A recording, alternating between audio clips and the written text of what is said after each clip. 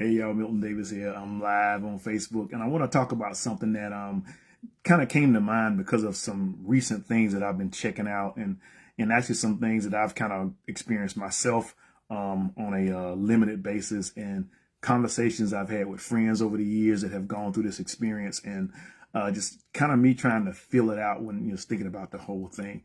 And it kind of starts with something recently, two situations recently that have come up. I'm going to start with one because there's more details there. Recently, and I've been making comments on House of the Dragons and stuff like that, just having fun, doing little things like that. And I noticed when I was doing this, of course, the way the algorithms work, I started getting links and threads from other stuff. And one of the interesting ones is where there are people that are comparing the book that House of Dragons is based on to the series. And they're talking about how, different, some storylines have changed, how some character arcs have become completely different than other ones and stuff like that. And how some of it, some people think is good, some of it, some people think is bad. And also mentioned the fact that George R.R. Martin wasn't really happy with some of the adaptations in there. And then it kind of led me to one of the other topics, which has really been a hot topic right now, is Toni Aneyemi distancing herself from Children of Blood and Bone, kind of talking about it cryptically. I read the first book in the series, and I've seen the trailer, and when I saw the list of actors that was going to be in it and the director, I got really excited about it. And this whole thing comes up, and so there's another situation. So I think the big question is when we see changes made from something that the author has written, the novels or the stories or the books that the author has written, and we see some of the changes that are being made when this is being made into a television series or a movie. I guess the big question is, are these changes necessary? Do they really have to happen? Do they enhance the storytelling? Do they take away from it? One thing I can say, like I said, from my limited experience and the experiences that friends of mine who have gone through this process on different levels, is that it seems to be something that is considered like a necessity. It seems to be something that you should expect when you're going into this. Different reasons for it. I think some of the reasons are good, some of them are not so good, but it's just something that as an author, when you create something and you start going to that level to take what you created and developing it into other mediums, that it's almost as if people say, okay, there are going to be changes, and that these changes are necessary. Now, I can kind of see it when you're making a movie, because, a novel is a big sprawling thing, especially if you've got a series that's covering like, 3 or 4 books, and you want to present that series in like one movie. Then the people who are creating that movie have to really sit down and say, okay, what is the core of the story? What are we going to try to tell? What are we going to put in? And what are we going to leave out? That kind of thing. But when you're doing a series, I think that's a little different, because when you're doing a series, you got more room, you got more time to talk about the different aspects of the story and stuff like that. And so to me, that argument gets a little weak at that point, because in a series, you can develop the characters more, and you can develop the characters in the way that the author originally envisioned them, or you can take another path, which happens a lot, as we've seen, some of us who have read some books and seen them made into movies and stuff like that. So why do it? Why do it? I think a lot of it has to do with the fact that you're going from like a book that I wrote or something like that, and you're going into a different medium. And when you're on that level, on that Hollywood level, where people are spending millions and millions of dollars to take your ideal and create it into a visual content, that type of thing, you're going to put your confidence in those people who have been doing this for a while. You hire a certain director. You have certain producers. They've done this for a while. They have a feel for what's going to be successful. So that way they're going to make changes that they feel are necessary, that's going to help them get a return on their investment. I mean, that's a big part of it. People are spending millions of dollars on this thing. And as much as we are, as much as I could say a creativity that we have as creators, and as much as we believe in our stories and stuff like that, the bottom line is that we've never made movies ourselves. we've never been in that position to where we had to take something like that and invest in it and basically hope that we're going to make a return on that investment. So I think that's where our voice is diminished, because as much as we might feel this is important to the story, you got people who say, yeah, we like the story. However, we got to make this movie and it's got to make money.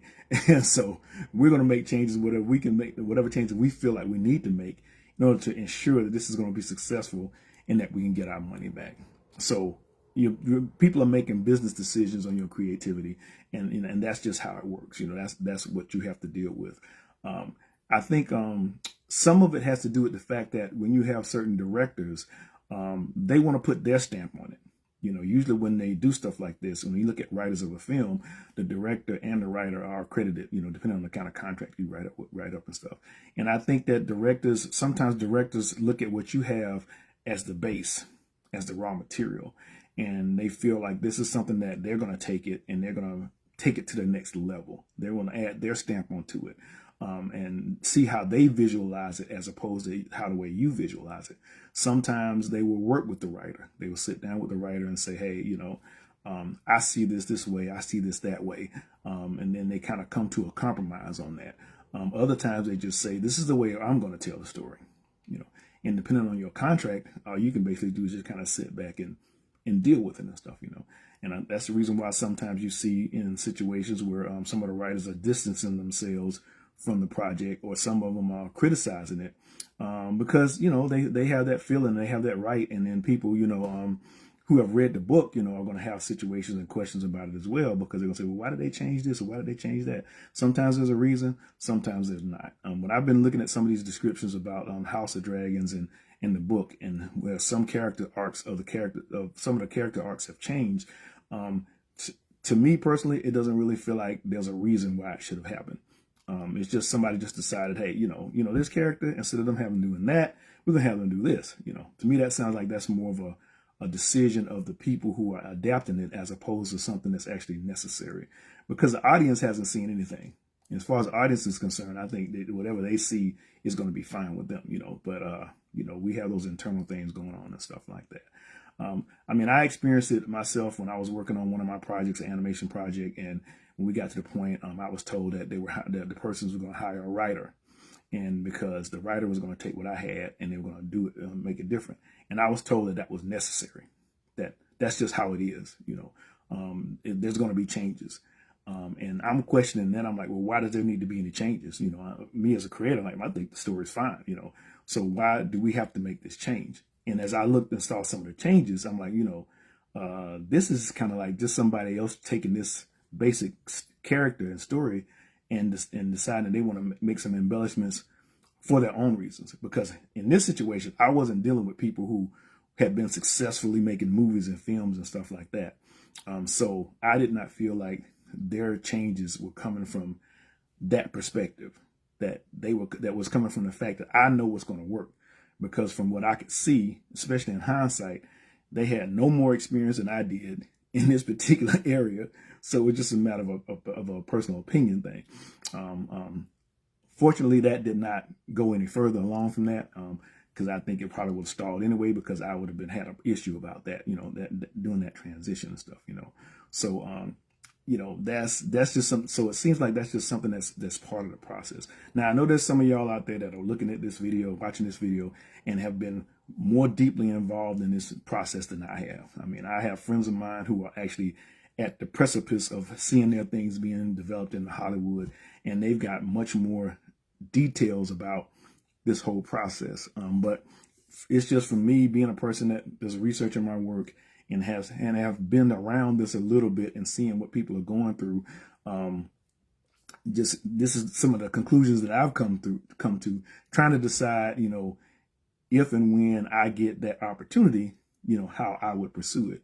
I also had a friend of mine who was actually in that process, in that upper level process, and had a successful book, and actually shared some of the scripts that have been developed on the book. And it was amazing how much these people had changed the story, and almost in the point where they had actually changed the personality of the main character. And anyone who had read the book and who would have seen this in a movie form the way that these people envisioned it would have actually been terribly upset, because this is actually just had made the character something, had diminished the character to the point where it was almost a caricature. But these people are like, hey, this is the way we want to present that, So it was like, why even do this? Why just might as well write your own story with a character like that. But I guess the thing is that we will have this name, and that'll bring people on and that kind of stuff like that. But anyway, what it comes down to is, as a creator, how do you deal with that? There are contracts and stuff like that that you can have that's saying that you have input on the changes that are being made into the script. But those contracts don't necessarily mean that you have the final say so. Again, when you're dealing with a large corporation, people who know how to make money, they've been doing this for a long time, they're not going to base their final decision on your opinion. Unless you've been a writer for a long time and you have that kind of influence. But even that case, there's people like Stephen King and people like that have had their books adapted and stuff, and they weren't happy with the movie versions of it. So it's almost like, if you're going to go into this process, like any other situation, you have to understand the rules of the road. You have to understand how they work. So when these things occur, you're prepared for them, and you can handle them. Put it that way. And because once you sign the contract, there's a whole other process in place. Or you can be kind of like myself. There are certain projects that I write that, on the event that somebody says, hey, we want to adapt this into something, there are certain projects that I'll share and certain projects that I won't. There's some of them that I'm so close to that I know personally I would not be able to deal with the changes that would be made in it, depending on whatever the changes are going to be. Now I say that, but like Cyndi Lauper said a long time ago, money changes everything. Somebody might walk up and say, hey, we want to do this for that. And I might like, oh, okay, I'm not as much as in love with this thing as I am. But there are certain projects that I've worked on that I know that if somebody was to approach me about them, I would have no problem with going through that process the way that it works, because those projects, I like them, but those are projects that I'm more flexible on. Or you can just say, I'm not going to have anything to do with it altogether. That's kind of the path that I'm taking, basically. I'm totally invested in indie because of the fact that when I do develop my projects, I want my projects to be as close to as I have imagined them. And the only way I can do that is to do it independently and to be the lead person and the person that's in control of the process. I'll, like any other thing, I take suggestions and stuff like that. But in the end, I have the last say so. So whatever comes out will be something that I know I'll be happy with, and it'll fail or succeed based on my decisions, and I'm all right with that. As we developed the Changa and the Jade Albert story from into a graphic novel from the story itself, I was working with Jason Reeves, working with the artist, and we made some changes. We did make some changes in the way the story was told in prose and how it was done in comic book form, mainly because part of it was because of the fact that we were trying to fit this novel into a comic book format. And there were some situations where we looked at certain characters and we were like, hey, well, maybe we should emphasize this more, or pull this back a little. And I was cool with that, because whatever we were doing didn't affect the major story itself. It didn't affect how the story was going to be told, how it was going to evolve, and how it was going to end. So I was cool with that. So we were basically able to improve some things, make it formatted better for the format it was going to be in, and the end result was something that I was very happy with, and everybody working on it was happy as well. But then one of the cool things about this situation is that I did have the final say, so I could say, no, we're not going to do that.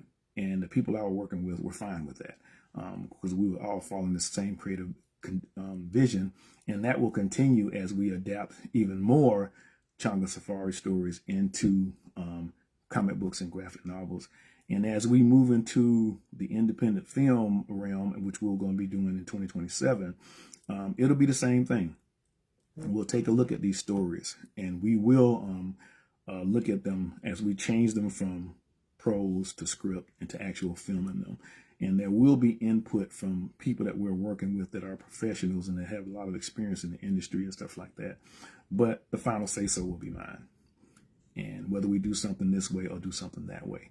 And that's the way I would prefer it, because these days, even though I'm doing an indie, people are like, oh, if you're doing an indie, you have no chance of it being successful like it would if it went through Hollywood. That's not necessarily the case, especially these days with all the different access that we have to people who want to see stuff like this and people who want to read stuff like this. We're all rolling the dice. I mean, the risk is high for all of us.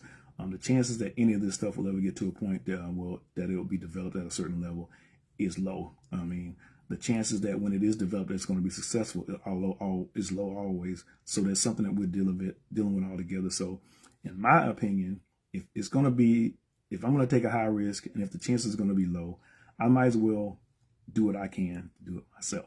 So that's my opinion on that. So hey, that's me rambling on something that's been on my mind lately and that's been on the forefront lately in our discussions, and something that's part of the process of a author or creator that has created something and wants to move it to the next level, be it comic books, be it animation, be it movies, be it a series. It's something that we all have to consider and have to decide how we're going to move with it. So that's what I think. What do you think? Y'all take care. Peace.